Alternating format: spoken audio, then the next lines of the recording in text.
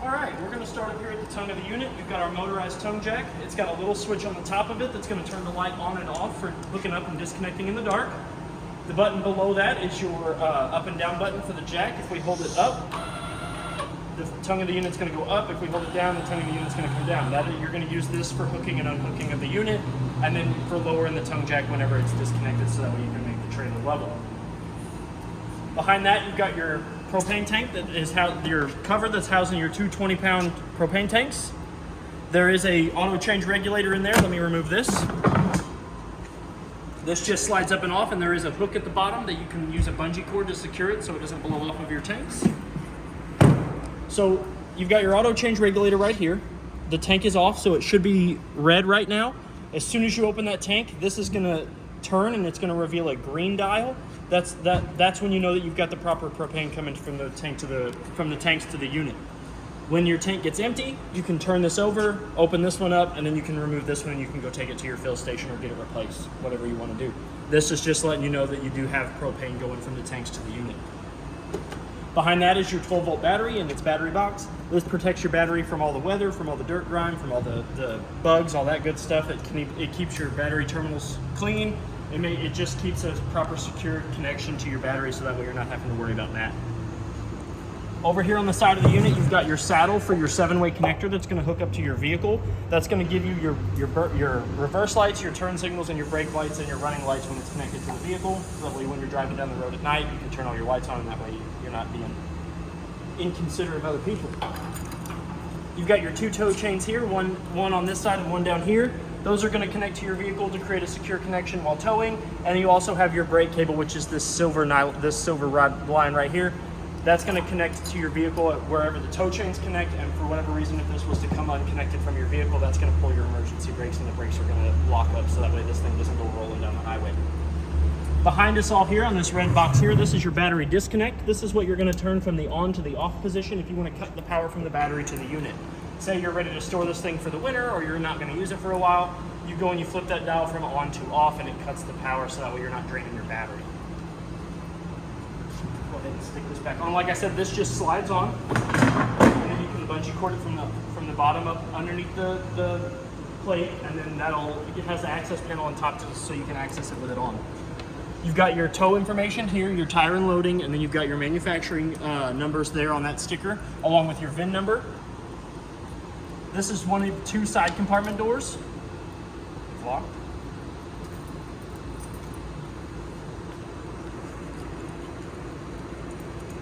Put the keys here in my pocket. So what this is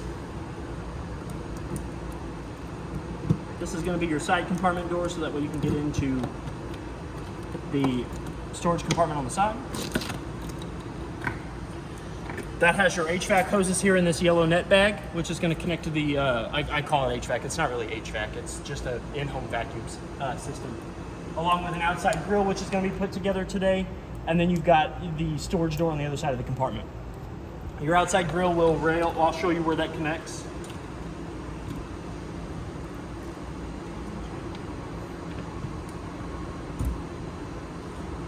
Underneath the storage compartment door, you've got your stabilizer jack. These are for stabilizing the unit only. They are not for lifting and leveling. It is a 3/4 inch drive. You can use the manual crank handle provided, which is on the door side storage compartment, or you can use a low level or a low power drill with a 3/4 inch socket on it. But these are not for lifting and leveling the unit. They are for stabilizing it only. If you try to lift your camper off the ground with this, you're going to do damage to numerous things: the jack, the frame, the whole 9 yards. You just want to make sure that these are just to keep this thing from rocking back and forth when you're walking around in it. That dripping is actually coming from the air conditioner, so it's not a leak, it's just dripping.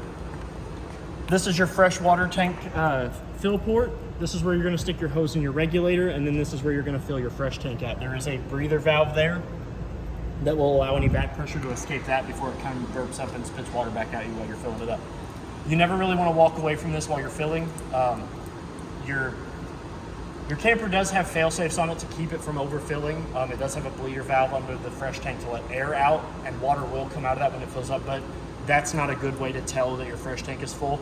You're going to want somebody to use the control panel inside, but you really don't want to walk away from this for too long while you're filling it up.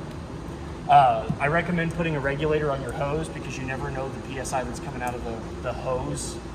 You never know the pressure that's coming out of the hose from the water source. And if it's too strong, you have a chance of rupturing, breaking, or disconnecting your water line. So you always want to make sure you get a regulator on that so that way you can make sure that your lines don't bust. Underneath that is your city water connection. This is what you're going to hook that same hose and regulator up to, so that way you're not drawing water from your fresh tank, and you don't have to turn your water pump on. So if the park or campground that you're staying at is providing you with water, you can hook it up to there. Down below this is your fresh tank drain. It's this white cap here underneath this foam. You're going to open this up. Water is going to come out because it does have some in it. But you just unscrew that, and then your water, that's your fresh tank draining right there. So if we come under here, your tires, they do have a TPMS sensor, which I'm going to set up when you come to pick your unit up for you so I can show you how it works. So your TPMS sensors are going to be on the other side of where the valve stem's at. But the lug nuts on your tires have been torqued to 100 foot-pounds, and they are all at the 80 PSI that it says on the side of the tire and on your tire and loading information sticker. Back behind me is your sewer connection outlet. This is where you're going to hook your sewer hose at and then put the other end in the proper dump station. And then you've got your two valves here. You've got your black and your gray valve. The order of operations is when you're ready to dump your tanks, you're going to pull the black one first, which is going to empty out your toilet, your bio waste tank. Then your gray tank is going to be your kitchen sink, your bathroom sink, and your shower. So you pull this one first, and then after that one gets a little emptied, you can pull your gray one. If you pull the black one first and then the gray water helps kind of wash out the nasty bio waste that gets stuck in this thing. Behind that is your second out of 4 stabilizer jacks down there at the bottom. Again, I'm going to stress this till I'm blue in the face. They are not for lifting and leveling of the unit. They are for stabilizing it to keep it from rocking back and forth when you're walking around in it. You do not want to use those to lift or level the unit. Up above the stabilizer jack, you've got your park or campground cable and satellite coaxial outlet. That's where you're going to hook your coaxial cord up to their port, to your port, and that's what's going to provide their services to be shown on the inside of your unit, on the outside of your unit if you have a TV outlet on the outside. This is your 30 amp power cord. This is what's going to power your unit when you have it plugged in and also charge the battery. To unplug it, you're going to make sure that this black ring is all the way against the base of the cord. You're going to give it a quarter of a turn and you're going to pull it out. You're going to reverse that order to plug it back in. You're going to push it in, you're going to give it a quarter of a turn, and you're going to make sure that this black ring is securely tight up against the outlet port on the side of the unit. That's going to create you a weather tight seal that's going to keep out any dirt, bugs, or water while you have it plugged in. And when you have it unplugged, you want to make sure that this cap is over the outlet itself, because then when this is down, it keeps the rain, the bugs, and the dirt and stuff out of that outlet. On the back side here, you do have a roof access ladder that's going to let you get up to the roof. For storage, there are rhino rails up there, so that way you can get some like storage boxes, or if you have a kayak that you're pulling, you can get up on the roof and you can attach those to that rail system up on the roof. Your spare tire here has also been checked. The PSI is at the 80, and these lugs here, they do not need to be torqued. They can just be tight. They can just be wrench tight. They don't have to be secured with a torque wrench, just like unlike the ones on the unit does. This is your black tank flush valve. This is where you're going to hook the same hose and regulator up that you hook to your fresh tank or your city connection. You're going to hook this up and you're going to turn your water source on. You want to make sure that your tank is empty and that the black valve is open before you run this. What this does is this sends water into a little aerator at the bottom of your black tank that'll spin that water around and it pressurizes it, and it'll help clean the gunk and stuff off the inside of your black tank. Up at almost at the ceiling, you do have a spot for a backup camera. If you want to get one of those installed later on down the road, we can get you hooked up with one of those here. You do have a lighted license plate bracket right there. That's, you mount your license plate here, and then there's a light underneath there for you so they see it in the dark. You've got your 3 out of 4 stabilizer jacks down here. Again, they are not for lifting and leveling of the unit. They are for stabilizing the unit alone. They are only to keep it from rocking back and forth when you're walking around in it. This is your external solar port. If you decide that you want to get a solar panel later on down the road, this is where you're going to hook that up, so that way you can charge your battery and run your electronics and stuff off of it. Down here underneath, you've got your LP quick connect port for that outside grill I was talking about. You're going to pull this silicone knob out. You're going to see that this has got a brass ring or a black ring that'll push back, releasing some ball bearings.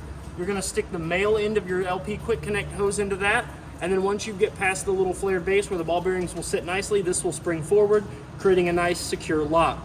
Once you have your grill ready to go and you're ready to draw gas from the tank, you're gonna take this little valve here and you're gonna spring it forward. That's gonna allow the system to start drawing propane from the tanks. When you're done using your LP Quick Connect, you wanna make sure that the silicone cap is pushed back up into the nozzle, and you wanna make sure that this valve here is in the perpendicular position to the valve itself. That's gonna stop the flow of propane to the Quick Connect port. You've got your 2 more tires here. They, like I said, the lugs have been torqued to 100 foot-pounds, and the PSI is 80. And then up underneath here, you've got your freshwater tank drain, or your low water point drains. This is where, if you just saw that, this is your cold water lines. This is the lowest point in the unit. So when you go to open these up, it's gonna drain all the water from the lines in the unit. You've got your cold water and your hot water. That's for winterizing and de-winterizing. You can open those up to let all the water out of the line so that way it doesn't freeze up. And then the antifreeze also has a place to go. You've got your outside sprayer port right here. That's going to be where the outside sprayer port plugs in, and it's got 2 knobs on the male end that will sit into these grooves here, and you'll give it a 1/4 of a turn. It'll lock into place, and if you have your water pump or your city water connected and your water pump is running, this will automatically pressurize. So as soon as you feel it pressurize, you know that you've got water going to it. Up above that, before we go any further, this is your oven vent or your stove vent. This is going to be like your hood vent fan right here. When you're in travel position, you want to make sure that this is pushed all the way in, and it will lock into place. Oh, can't. There we go. There we go. That's in the closed position. You want to make sure that it's in the closed position when you're traveling down the road, because the only thing that's holding this little plastic flap on is two little nuts, 2 little plastic nubs on either side up here. And if those were to break, this just comes right out, and then you've got a hole going straight into your oven. All right, one thing I forgot to mention while we were on the back side of this unit here, this is your rail. This is gonna be where your grill sits.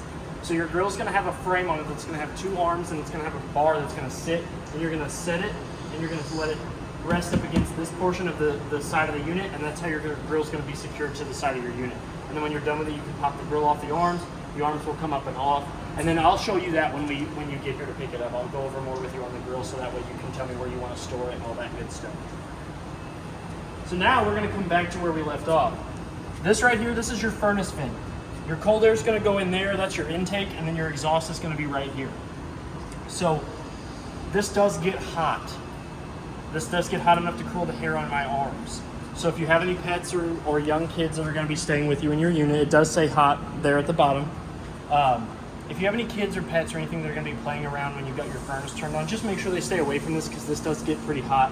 Another thing I recommend with the furnace vents is that they make we sell them, they make a mud dauber screen, and it is worth its investment. It's like a $20 part, but it's also $140 some odd for us to get up there and fish the mud daubers that like the smell of that propane coming out of there. They'll get up there and they'll build their nest, so it's also another problem. Again, if you have small kids or pets and they get up around there with a mud dauber nest, most likely they're gonna get stung, because those things are ornery, and it's gonna be a bad day. But it's a $20 cage that just kind of sits over each one of these little vents here. This black compartment door here, this is your water heater. So I'm gonna go ahead and open it up. To open it up, you're gonna grab a hold of this little tab. It is on a spring, so you're gonna pull it back, and it's gonna fit through that groove in the door, and then this is gonna swing down. So your hot water heater is both gas and electric. This button here at the bottom, where it says on and off, that's your hot water heater. It's gonna turn that thing on and off. It also has a reset button up here, so for whatever reason it doesn't light, you can push that button there and it'll reset your circuit, so that way it'll attempt to relight it. One thing you never want to do with your hot water heater though is attempt to light it with no water in it. So what we're gonna do in order to do that, to see if there's any water in it, is you're gonna take this pressure release valve here and you're gonna apply some slight pressure to the bottom end. And if there's water coming out, then you know that your hot water heater's working. And that was hot, so it does work. I left that on so I could show you that it does get hot. My recommendation is that it does take longer on the electric side to heat up. So start it on the gas, and then once you've let it run for a little bit, turn the gas off, and you can turn your electric on, and it'll maintain that heat. It'll drop a little bit, but it'll maintain that heat. This right here is your anode rod. That's 1 and 1/16. Yeah. I always get it confused between 1 and 1 and 1 and 11/16, but it's 1 and 1/16. And what that is that's a steel rod that sits inside your tank, and it eats up all the impurities in the water before they have any time to do damage to your tank. You can also take that out if you want to drain your hot water tank faster. For winterizing and dewinterizing, it is recommended that when you winterize the unit, you do take that out, so that way nothing builds up in your hot water heater while you're... And it'll drain it too. Yep. And it's okay for this to get water on it. It's fine. It's not going to hurt it, nothing at all. And see, when you open this up, it drains it back down. Since I took your freshwater tank cap off, I always recommend that these never leave the unit, so you usually set them right inside the hot water heater compartment. And it's not going to hurt your fresh tank to be open like that. It'll just help drain it. Once you go over some bumps and stuff, it'll help kind of knock all that extra loose water out. Before we get to the steps in the door and the handle and stuff, we're going to come up here to this side compartment door because it's got some stuff in it I want to go over with you. So these are your 2 manual crank handles. This one here is for your tongue jack. It is a motorized tongue jack, but there is a silicone stopper at the top of your tongue jack motor that you can remove if for whatever reason it stops going up with the motor. You can stick this down on that bolt and you can rotate this and it will either raise or lower your tongue jack if for whatever reason the motor gives out. This one here is for your stabilizer jacks. This one's going to fit over just like this. And then this one stays stationary and then you crank it up and down with this. But like I said, once you feel that stabilizer jack hit the ground, just give it about a half a turn and it'll remain stationary. You do not want to use these to lift and level the unit. They are for stabilizing only. That's why they're called stabilizer jacks. This is your outside spray port hose. This is the one I was talking about that's got the 2 little knobs. This is what's going to go into that hole, and you're going to give it a quarter of a turn, and then you should feel this thing pressurize. If you've got your water pump on or you're connected to city water, what these 2 little teeth do is open up that water source and allow the water to flow into your hose. And this just sits nicely up in here. Like I said, you do have, I can show you what this looks like. This is your outside table. It's going to have the same rail system that your grill does. So this is your outside table, this is your outside countertop. It's going to fit back here on this rail. The way it fits on the rail is you see the top curved part that sits on top of the rail, and then this support will swing down and butt up against the side of the unit, and now you've got your countertop. And that's almost the same way that your grill sits on that rail too. Is you want to make sure that the top part is on the top rail, and that the bottom flat L bracket is sitting underneath of the bracket. You want this whole thing to be swallowed up by that bracket. If it ever gets caught on the inside of that when you've got to put it on, your table's gonna have a slight lean to it. So if you're cooking meat or whatever on it and you don't have it secured properly, see how that J bracket isn't on the wall? It's not gonna sit properly. So I mean, any slight bump is gonna knock that off. And your grill's gonna fit on there the same way. So I'm gonna put this back here in the side compartment for you. And then like I said, once you get here to pick your unit up, I'll go over the grill and stuff with you all. I'll have it pre-worked, I'll have it pre-lit, I'll make sure that it works. We'll get all that taken care of and I'll show you how that operates. So now we're gonna come inside and we're gonna deal with the stairs. But the way I like to talk about the stairs is I'm gonna pretend that we just pulled up to the campsite, the vehicle got unhooked, and we're gonna walk through the stairs that way. So, if I open this up, I'm going to lift the stairs up. I'm going to close the door. We're going to play pretend here for a second. So I'm ready to go inside the camper. We just dropped it off at the campsite. I just got out of the vehicle. The vehicle's unhooked, ready to go. They went off to get firewood or whatever for the weekend. I'm going to be ready to get into the camper. So your handle should look like this when you're in the travel position. In order to extend it out, you're going to lift up, release it from its saddle, and you're going to stick it straight out. If you don't like it in front of the door, you can also swing and sit behind the door. It's just preference. But once you're in the destination position, you can have it out like this. We're going to open the door. You're going to make sure that the door is all the way open and against the side of the unit, because if you don't, when the stairs lower, it has a chance of doing damage to the side of your door frame. So you're going to grab a hold of the handle. You're going to pull back on this blue lever, which is going to release the lock from the threshold. It's that little white tab. It sits inside the threshold of the door before you, when you have it in lock. We're going to pull that out. We're going to swing the steps down. You can grab it wherever is comfortable for you. I'm taller, so I like to grab it up at the top. When we bring the stairs down, the biggest thing that you want to look for is to make sure that this piece of black metal here with the grippy tape on it is sitting flush against that silver threshold. If you don't, and that's a little higher, when you go to close this door, this is going to rub against the bottom of your door frame, and it runs the risk of doing damage to your door frame.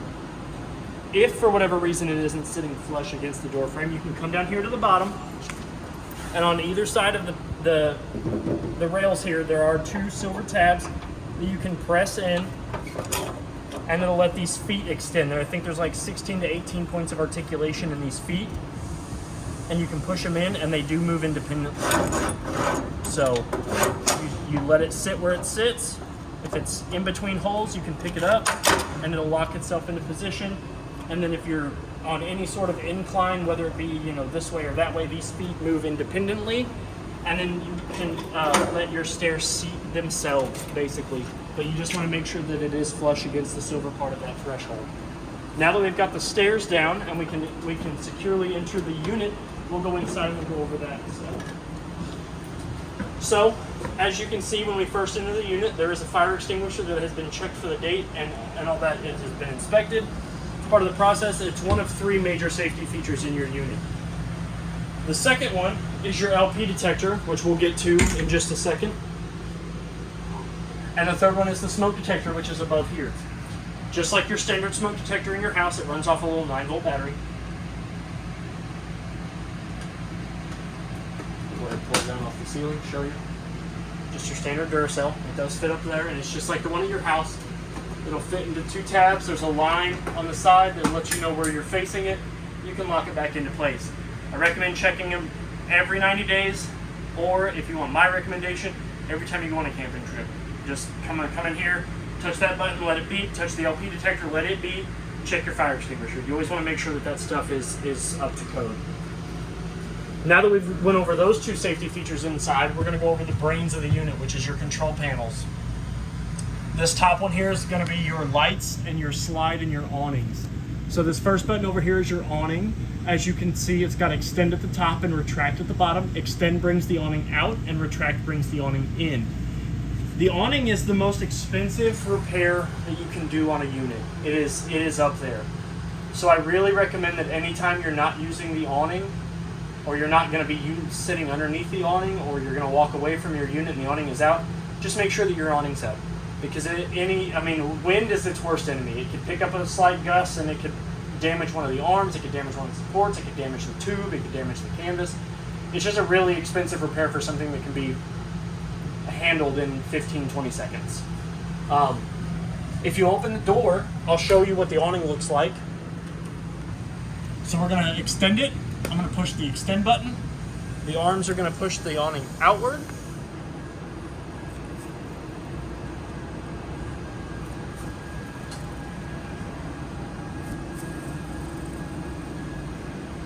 We're going to go all the way out, so I can show you what the tube looks like, so I can show you the optimum area of use right there. You see that skirt that's hanging down from the bottom of the tube? You want to make sure that that is at the bottom and that the canvas going into the tube is at the top. You can overextend, which will rotate that tube and bring the awning back in, but you never want to do that. You always want to stop at this point, and then when you're ready to bring the awning in, retract. There's also 2 arms at the bottom of each arm that on the left and right side of the awning. Those bottom supports, you can go outside and you can pivot those, and that will create a steeper pitch on the back side of the front side of the awning. In case rain wants to go off the back, you want rain to go off the front. You can actually also pull down on both of them to create a steeper pitch for the whole awning in case you want water to come off of the front. Yep, it's the one with the little silver knob in the center of it. You can pinch those and pull them and manipulate them. But when you make sure that when you're retracting the awning, you want to make sure that those are both straight and they're both flush again. So, with your awning like that, then we're going to bring it back. We're going to hold the retract button, and your awning's going to come back. When it comes back, you want to make sure that both of those big arms are flush against the side of the unit. And like I said, it only takes about 15-20 seconds for this thing to come in. So, I mean, if you're in that big of a hurry to get out of here, I mean, I would just put it up. It's really not that big of a deal. But it is one of the most expensive repairs that you can do on a unit.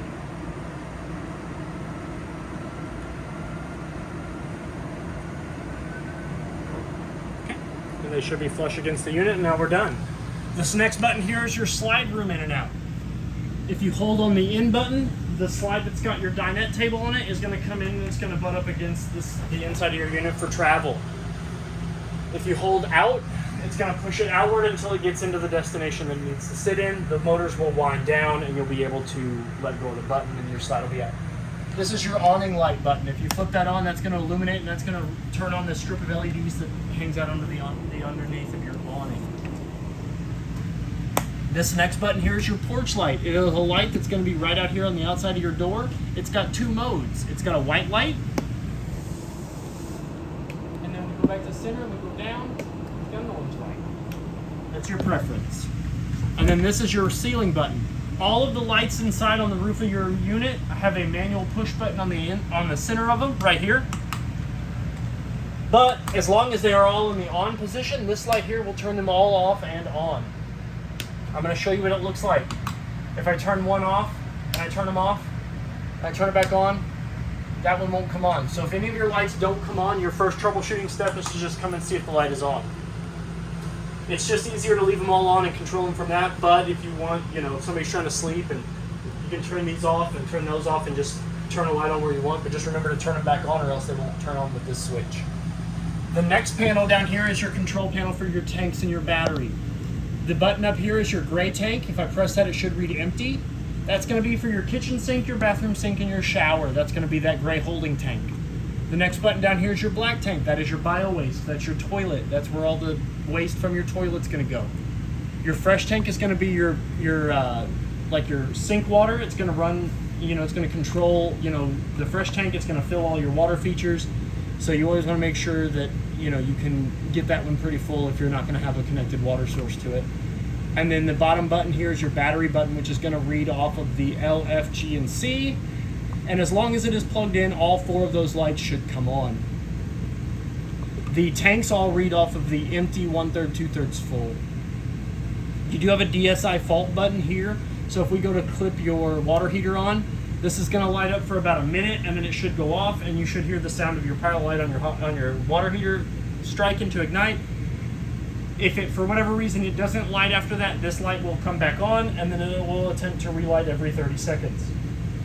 Once your element has turned on and your hot water heater tank is lit and working, this will go off. The two buttons below this are for your hot water heater. This is going to be if you want to strike it on gas.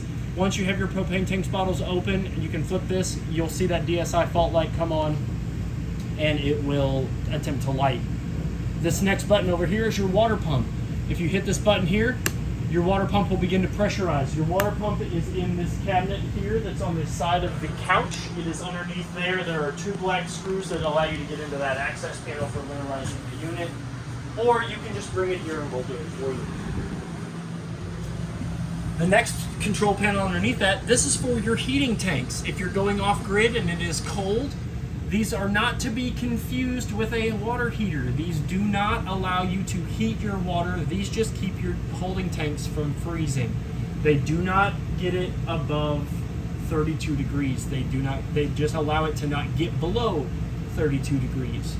You've got your fresh tank heater, your gray tank heater, and your black tank heater. You've got one for all three of your holding tanks. The next panel is your solar charge controller. That's going to give you a readout as to how many volts are going in, or how many volts your battery is putting out, how many volts the battery is receiving from the solar panel on the roof, and what the temperature is. You can change to see what everything is with the top button, and then this one's going to show you what type of battery you've got.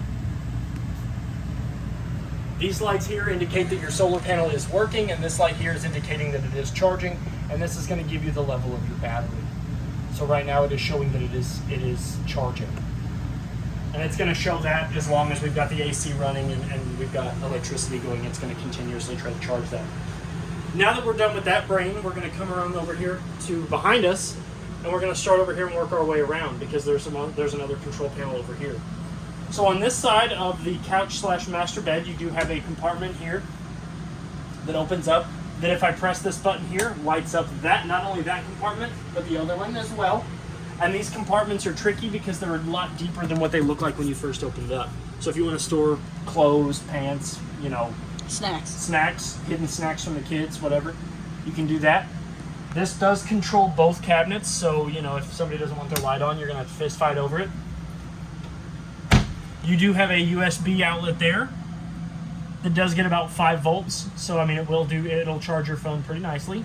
You do have a GFCI protected 110 outlet here. That's a master GFCI protected outlet, so you've got your test and reset buttons. That's gonna trip your GFCI sensor in case for whatever reason it's not working. Just like the ones in your standard home bathroom, you can hit that button and it'll reset the circuit. And this control panel here is for your inverter. So if I hold this button here, we're gonna turn the inverter on. You're gonna see that it's putting out, the DC status is 13.5 volts and it's gonna fluctuate as it's turning on. You've got your navigation buttons here, and then you've got your window-to-window buttons, basically. They're going to allow you to kind of go through and see all the different settings. To turn this off, you're going to come back up here to the unit button, and you're going to hold it. And then the light's going to turn off, and then the system's going to go dark again. Underneath that, you have a side compartment, which is mirrored on the other side of the bed, too. You've got... Well, it's not mirrored. This one is the nightstand cabinet. This one is the nightstand water pump. There is a water pump underneath. Like I said, we went over that a while ago. There's a water pump underneath that cabinet there. This is your couch that will lower down into a sleeping area. If you don't want to pull this bed down, you don't have to. But if I lift up on it briefly, you can see that your inverter is up here behind this panel. That's where your inverter is at. And if I continue to pull back on the cushion, this lays flat. So this can be a bed if you want it to be, if you want to sleep here. I don't really recommend it because this is not, you'll fall off of this. This is really to go down to release this bed. So in order to lower your bed, you're going to come over here and you're going to pull on this tab here. That's going to lower this panel down, which is going to sit. And then your mattress will come down. Behind the sheet, which is flipped up over the throw pillows. Hey, look, throw pillows. Your favorite. My favorite. It has 3 of them. Yeah, oh, double-sided too. I know. You have 2 hidden compartments back here, so if you want to hide your phone or snacks or whatever, and then you've got a shelf up here. And the neat thing about the tops of these is if you put anything up here, just be careful because they are open back here and they will fall back here. So if you have like potted plants or something decorative, just try not to have it up here. I would put more throw pillows. More throw pillows. And you have these groovy lights. Yep. Again, these are the manual control off and on, so that way you have his and hers, and then you do have your window out there with a friction slide on it that will close that shade for you and it'll stay where you put it. So if you want to go back into travel position and you're ready to put your bed up, you'll tilt your mattress up. It does have a fold here, so that way it's going to be easy for you to grab. You just grab a hold of this base plate here, pull your spring-loaded tab in, make sure it sits nicely in the hole. This wall will sit up flat with a map of our continent on it.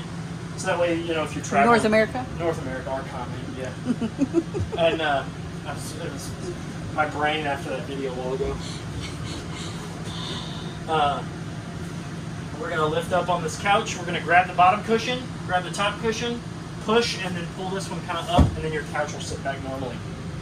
Now that we're done with the sleeping arrangements, above us you have a vent fan in case you've had too much red meat on your journeys and you're stinking out your partner. You can open this up. There is no fan, so you guys are going to have to sit there and argue. you could get one of those old-fashioned. Ooh, no, I wouldn't want to fan that towards my face. You've got an AC louver here that's going to blow your AC air down onto the bed. One here for anybody that's sitting here in the kitchen. And these do spin, so I mean, you don't have to worry about, like, if you're like, nah, you're not getting no air. I want more air. You can turn these. Fire escape window with a friction shade. You just push it up. This will come up from its saddle. You can push this outward. That's how you open your window. And then you'll pull this to release the screen, and then this you can get out that way in case of emergencies, in case the red meat sweats get the best of you. We recommend feet first, unless you're really good at tumbling. You do have a GFCI protected 110 outlet and a USB port on the other side of the bed too, so that way you guys don't have to fight over who's charging your phone, or if you have 2 CPAP machines you want to plug in and you have to sleep with those on. You do have two nice, it's like leather? Like leather? I don't know. They're really nice though. Like I like crocodile skin bar stools. it. Yeah, they're super cool. They do buckle up for safety, for travel.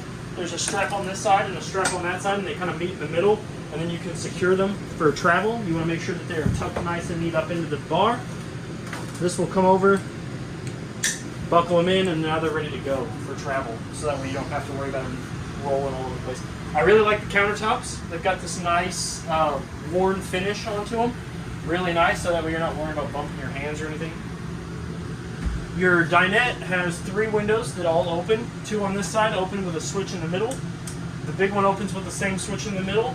Then the window will slide, revealing the screen. It can also slide if you want to open the window up all the way. All 3 windows have the same style shades. You can put them where you want them and they'll stay. They can hide nice and neat up in the shade cover. Your dinette has 2 storage compartments underneath each one of the booth seatings. This is your quick connect hose. Like I said, you've got a mail-in on one end, which is going to be what sits into the LP quick connect port at the bottom of your unit. And this one's going to hook into the mail port that's on the back side of your grill. It's the same style valve that is on the quick connect. I stick that in there. This has got room for totes, blankets, throw pillows, children if they're misbehaving. Same on this side. Yep.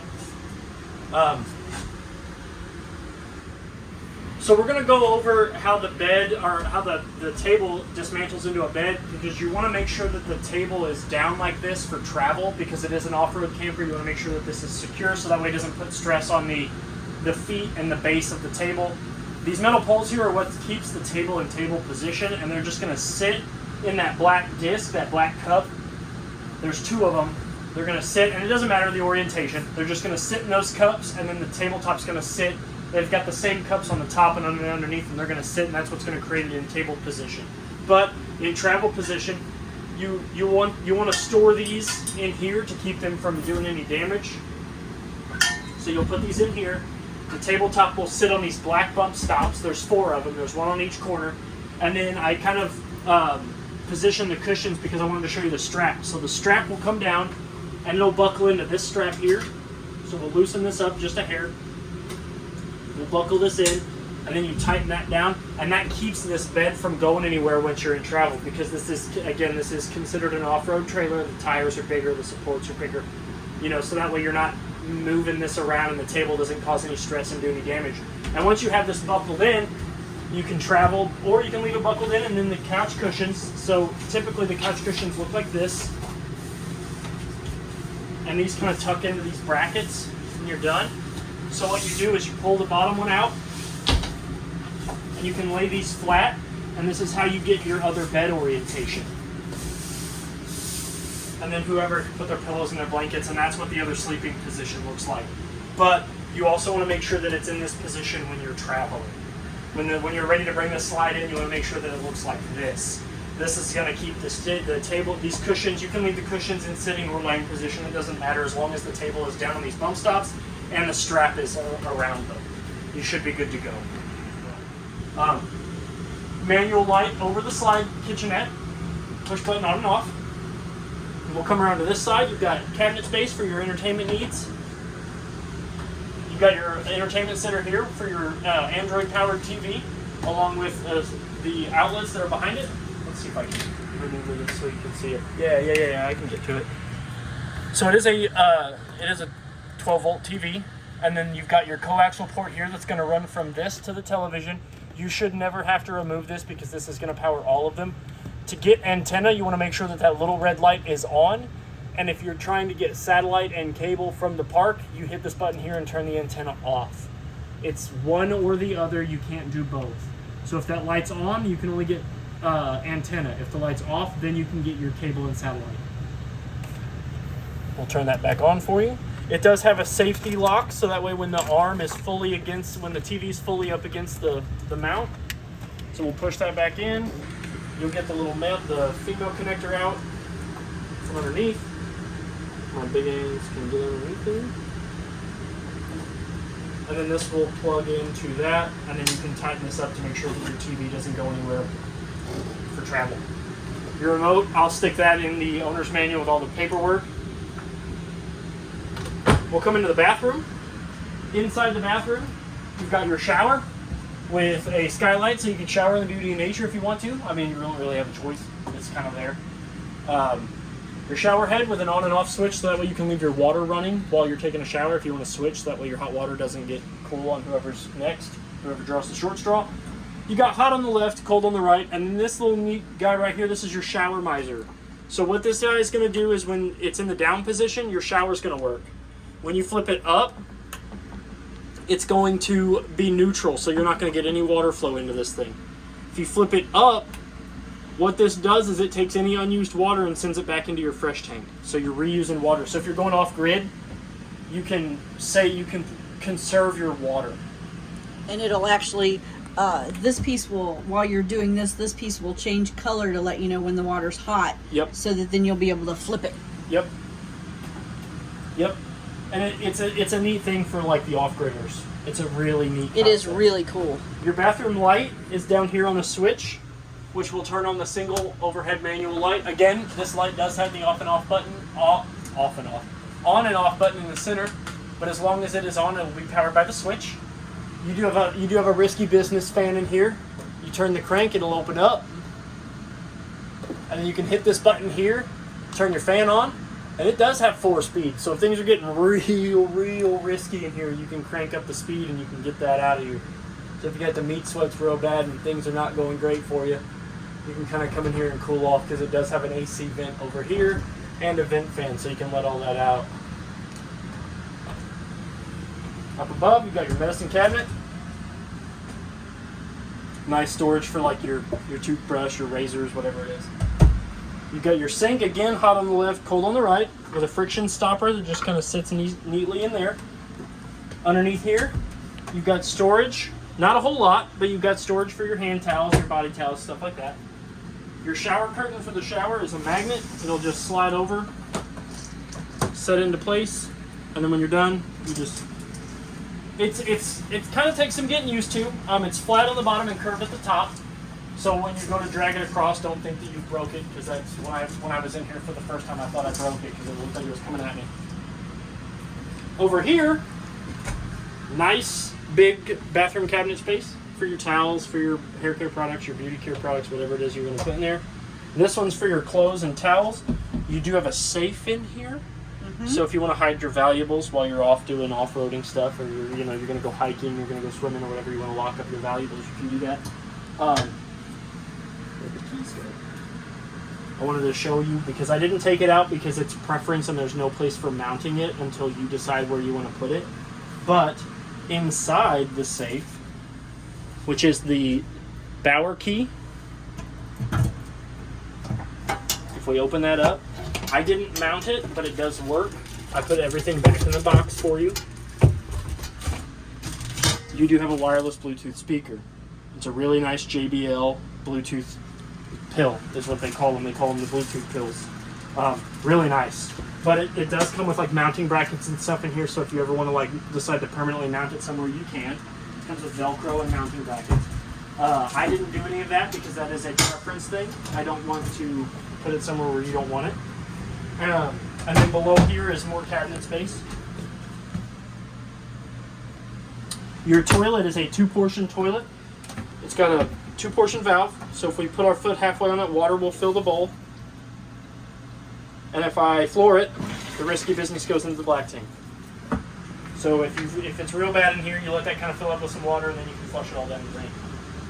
Now that we've done the bathroom, I'm going to go ahead and turn the light off in here. We're going to start here at the bottom and work our way up through the kitchen appliances.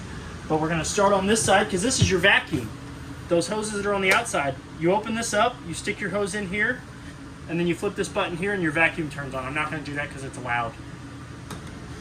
Then, the neat thing is you know that little line of, dirt that you get when you sweep up and you can never get it in the dustpan?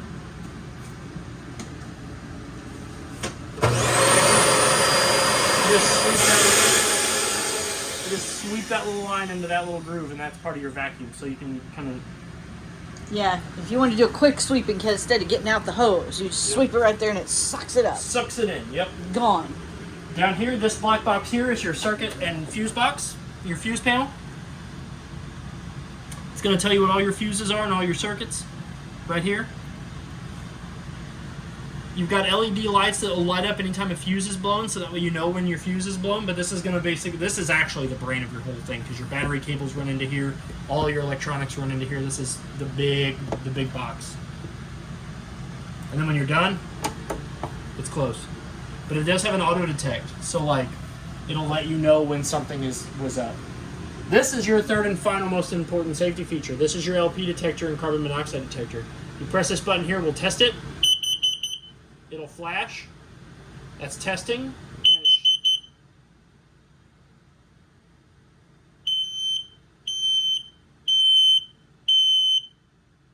And it'll go back. It should go back to solid green.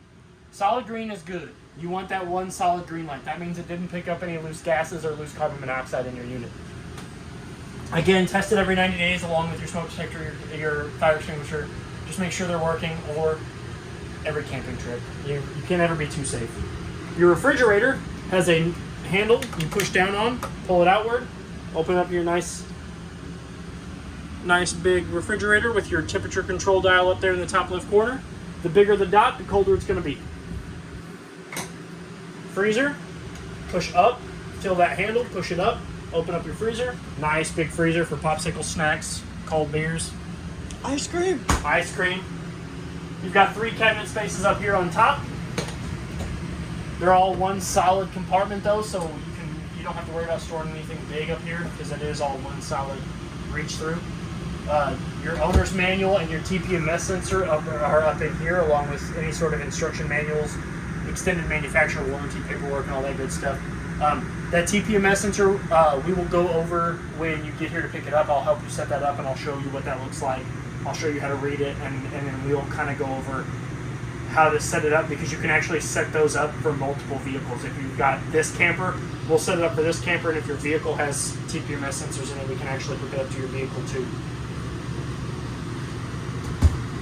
Underneath that, you've got a manual push-button light for your kitchen counter.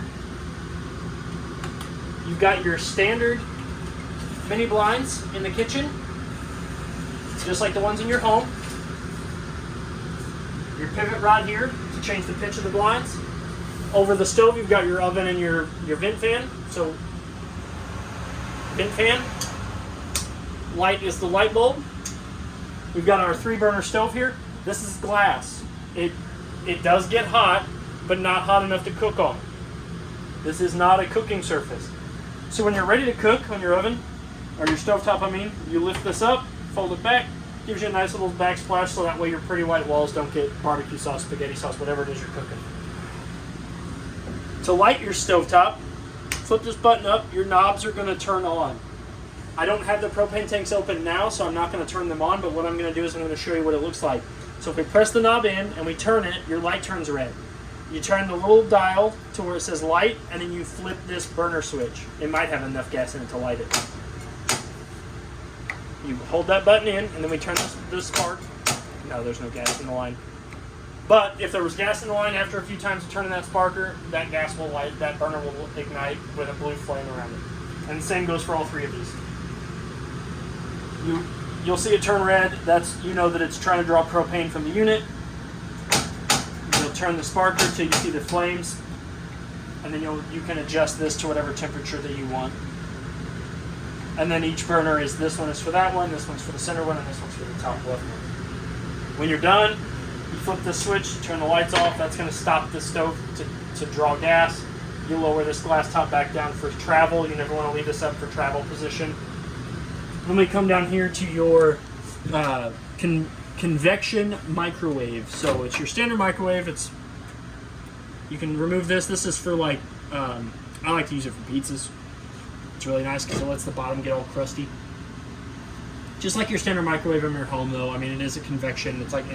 It's more akin to like a convection oven, more than a microwave. But it will crisp. You can bake bread in it. But it works. I tested it. I heated up some coffee in it the other day.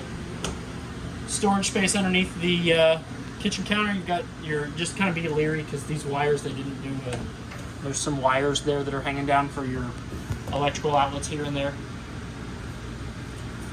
Because you do have a GFCI protected 110 outlet right here. You do have a USB port outlet right here, and this light here turns on the LED strip that runs underneath the bar. So that way you can control the lights that people are sitting at. The next thing we're going to go over, and the last thing we're going to go over, other than your air conditioner, which I forgot about, is your sink. You've got a big stainless steel basin sink, standard kitchen stopper just like the one in your home. Your faucet is hot down, cold up, and then to draw water, you pull out on the handle. That's how your sink operates. So if you want hot water, you push all the way down to the ground. If you want cold, push all the way up, and then to draw the water, you pull outward. Your sink is on a sprayer neck, so you can pull this out of its little saddle. This can rotate out of the way if you want to spray your dishes, your vegetables, your dog, your cat, your spouse. It'll go from faucet to sprayer, and then if the water's on, this will stay on and the sprayer will stay on. And then when you're ready to put it back up, swing the arm back around, let it sit. It does have a cover that will work as a cutting board / a drain board. And now we're on to the air conditioner, the last and final piece to resistance of the unit. It's got 2 omnidirectional close valves. If you close both of these up, it pushes more of the cold air out of the louvers throughout the unit. Or, you know, nobody's over here and you're ready to go to bed and you want it to be real cold, you open that up and it's going to push most of the cold air towards the bed. Open this one up, it's going to push most of the cold air towards the living quarters.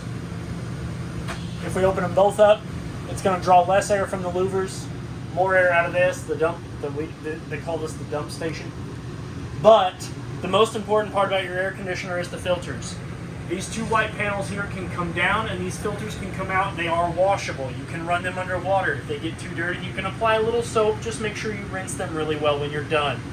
The cleaner those air filters, the better your air conditioner is going to blow. It's going to get colder better. It's going to suck more air in and it's going to work better. You just want to make sure that those are clean.